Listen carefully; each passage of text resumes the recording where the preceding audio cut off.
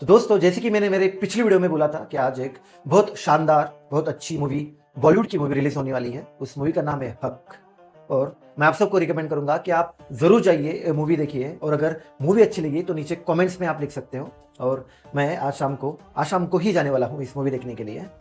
इस मूवी जिस पात्र पर आधारित है उस पात्र का नाम है शाहबानो, जो एक मुस्लिम बुजुर्ग महिला है और उनकी एक बेटी है जिसने इस मूवी के अगेंस्ट में सुप्रीम कोर्ट में एक याचिका दर्ज की थी। और आपको बता दूं कि कोर्ट ने इस याचिका को कंप्लीटली खारिज कर दिया है और बस इसी की वजह से आज हम सब इस मूवी को देख पा रहे हैं। दोस्तों, अदालत ये कहता है कि ये जो मूवी है इसमें स्टार्टिंग में एक डिस्क्लेमर दिखाया जाता है जो बोलता है कि ये जो मूवी है वो पूरी फिक्शनल है, मतलब काल्पनिक है और एक किसी भी व्यक्तिगत जीवन के आधार पे नहीं है। क्योंकि ये जो बानो भरत की बेटी ऐसा एक बुक आया था, उस बुक से इंस्पायर्ड है और 1985 में सुप्रीम कोर्ट का बानो केस का एक रिजल्ट है, उससे भी मोटिवेशनल एक मूवी बनाई गई है। और अदालत आगे ये भी कहता है कि इस मूवी में थोड़ी काल्पनिक क्रिएटिविटी, मतलब एक इमेजिनरी क्रिएटिविटी अलाउड हो सकती है। फिर अदालत ये कहता है कि इस फिल्म में ऐसा कोई भी दावा नहीं किया है कि ये जो मूवी है वो शाहबानो के व्यक्तिगत जीवन से ले गई है या फिर उनके जीवन पे है। और इसलिए अदालत उनके बेटी ने जितने सारे पॉइंट्स रखे हैं उन सबको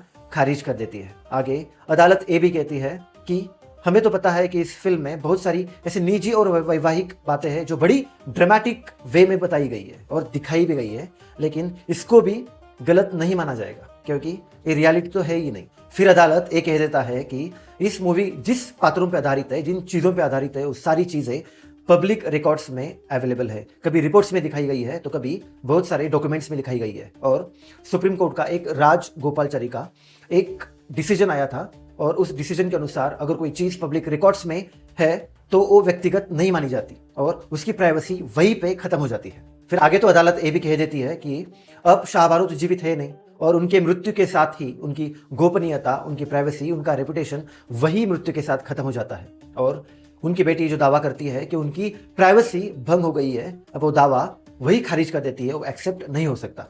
अदालत और आगे बहुत इंपॉर्टेंट पॉइंट मेंशन करती है। वो कहती है कि इस मूवी को सेंसर बोर्ड ने 28 अगस्त को ही एक 13+ का बड़ा अच्छा सर्टिफिकेशन दे दिया है। और अगर उनकी बेटी को कोई आपत्ति थी तो पहले ही उस सुप्रीम कोर्ट के पास क्यों नहीं आई। और उसके लिए सिनेमेटोग्राफ एक्ट के तहत 5E की धारा भी अवेलेबल है, तो उसके तहत उसने सुप्रीम कोर्ट के पास अपील क्यों नहीं की। अगर वो करती तो सुप्रीम कोर्ट इसमें फेरविचार कर देती। और फिर अदालत ये भी कहती है कि ये जो मूवी है अचानक से तो नहीं आई है ना। ये मूवी रिलीज होने की बातें तो 2024 से ही शुरू हो गई थी और 2025 को, मतलब 25 सितंबर को ही इस मूवी का टीजर आया था। और जबकि ये सारी चीजें पता होने के बावजूद उनकी बेटी अपील कब करती है? बस मूवी रिलीज होने से पहले, एक वीक पहले वो याचिका दर्ज करती है। और ये सारे लक्षण, ये सारे इंडिकेशंस एक सतर्क याचिकाकर्ता के तो है नहीं, इसलिए सुप्रीम कोर्ट बोलता है कि वो विजिलेंट नहीं है और इसकी याचिका वही खारिज कर देती। तो दोस्तों, फाइनली आज ये मूवी रिलीज हो जाने वाली है और मैं आशा करता हूँ, मैं रिकमेंड करता हूँ कि आप सबसे पहले तो मेरी पहली वीडियो देखिए, आज आप मूवी देखिए और दोनों का जो भी साम्य है बाद में आप वीडियो में नीचे कमेंट्स में मेंशन कर सकते हो। Thank you for watching my video till the last. See you in the next video.